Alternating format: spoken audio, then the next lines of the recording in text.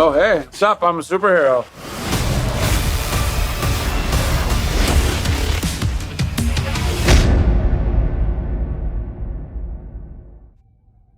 How is it possible that Shazam failed at the box office when critics, moviegoers, and the studio were all on the same page? Failure, you say? I thought Shazam was a hit in theaters. Well, if you view a movie as successful because it made back what it cost and had good ratings, you wouldn't be wrong. The problem occurs when you start to examine how Shazam measures up to other superhero movies. And it's here you start to realize that something went very, very wrong.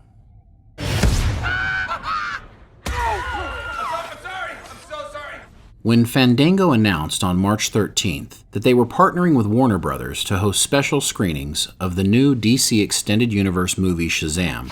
Wait, for real? Sorry, okay! Shazam? More than a few eyebrows were raised. The movie wasn't set to release until April 5th, and the special screenings would be 2 weeks earlier on March 23rd. This would happen in 1,200 theaters as well as 40 exhibition circuits around the United States, and could only mean one thing. Warner Brothers strongly felt they had a hit on their hands, and their anticipation was not misplaced.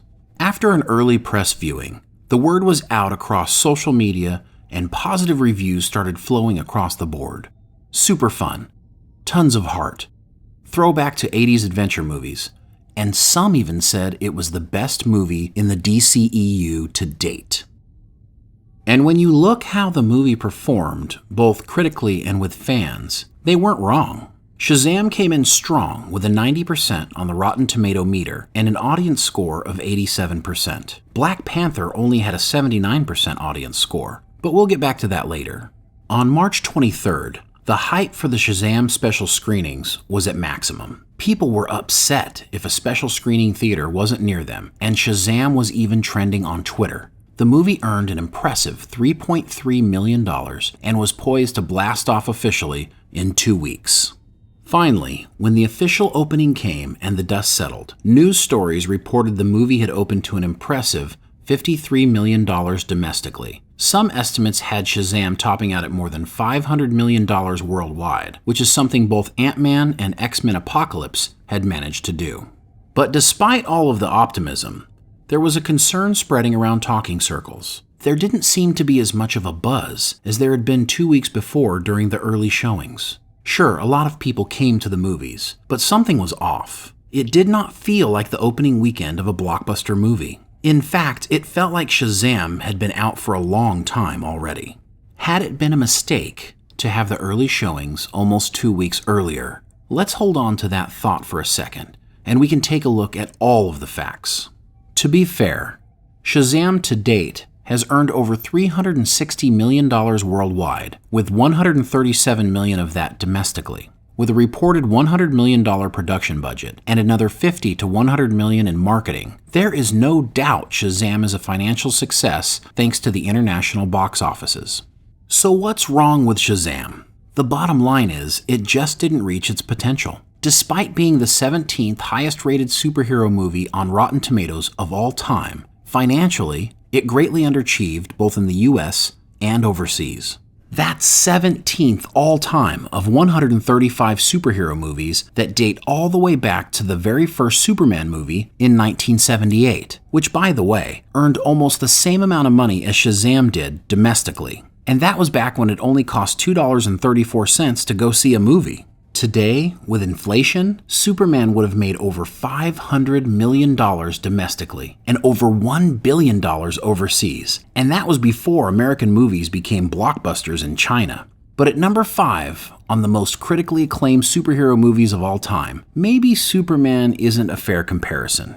Guardians of the Galaxy, which sits at 16th on the all-time list, just one above Shazam, earned over $333 million domestically and $440 million overseas for a whopping total of $773 million. That means Shazam earned barely a third of what the Guardians made in the United States. What a bunch of a-holes. And if that wasn't bad enough, X-Men Days of Future Past, which ranks the same tomato meter score as Shazam, earned nearly $750 million worldwide, and Shazam barely earned half of that. And here's a few more. Spider-Man, $821 million. Doctor Strange, $677 million. Captain America the Winter Soldier, $714 million. Ant-Man and the Wasp, $622 million. All of these movies had less critical acclaim, but crushed Shazam's $360 million in earnings. But in order to truly classify Shazam in a fair light, we have to look at the movie's earnings in the proper context. Shazam is currently ranked 60th in all-time domestic earnings out of 135 superhero movies over the past 40 years. If you took inflation into consideration, it would rank closer to 80th. This number is surprising because the movie was released in 4,217 movie theaters, which is the 21st most of any superhero movie ever. Movies in this many theaters always perform better in America. Other than Teenage Mutant Ninja Turtles Out of the Shadows, this makes Shazam the worst performing superhero movie to be released in more than 4,000 theaters. And it gets uglier. Shazam's earnings domestically put them in a class with both Fantastic Four movies, which are universally disliked. The 2003 Hulk movie, known for terrible CGI even for its time, and Ghost Rider and Green Lantern. Let me repeat that again. Ghost Rider and Green Lantern. Movies which both Nicolas Cage and Ryan Reynolds consider some of their worst movies ever made. And for Nicolas Cage, that's saying something. So when you go back to those opening weekend numbers and consider that Shazam landed in between Cars 3 and Green Lantern at 211 all time, no superhero movie wants to see itself listed next to Green Lantern on any list. So should we have been so quick to label it a foregone success? The general consensus is that Shazam is the best movie of the DCEU's 6 years of existence, starting with Man of Steel in 2013. So how is it possible that Shazam is rock bottom in domestic earnings and dead last of all 7 DCEU movies, both for opening weekend and in ultimate earnings? It's amazing to think Shazam could be the best DCEU movie, but only be responsible for a little more than 6% of all its earnings. So again, how is it possible that Shazam is considered the best, but has painfully and obviously come nowhere close to meeting its potential at the box office? The answer is simple: timing. Let's be clear, Shazam is a fantastic movie. Neither the critics nor the fans were wrong in this case.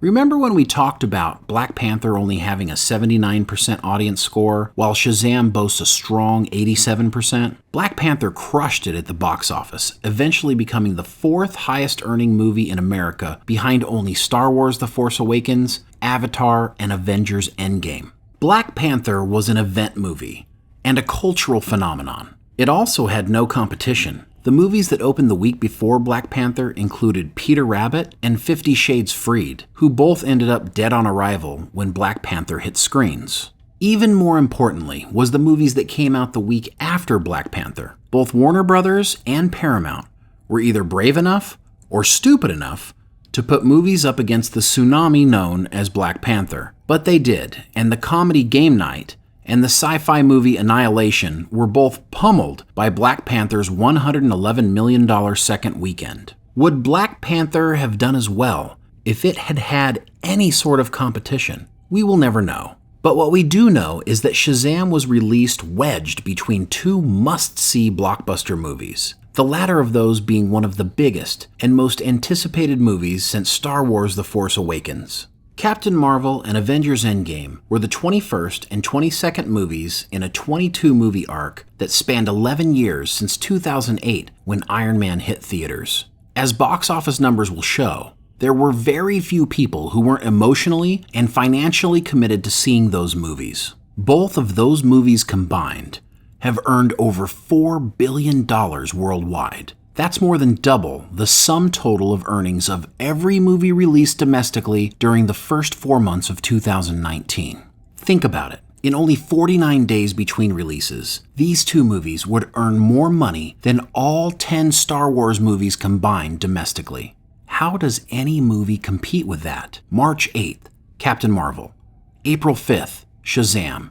And April 26th, Avengers Endgame. Shazam found itself squarely between a rock and a hard place. It's actually a testament to how good Shazam is that it could survive the biggest blockbuster movie sandwich of all time. Not only is it stuck between the two juggernauts, but it also has to deal with the emotional fallout of superhero fatigue as well as limitations in available spending cash. Let's face it, there are very few people that make multiple trips to the movies each month.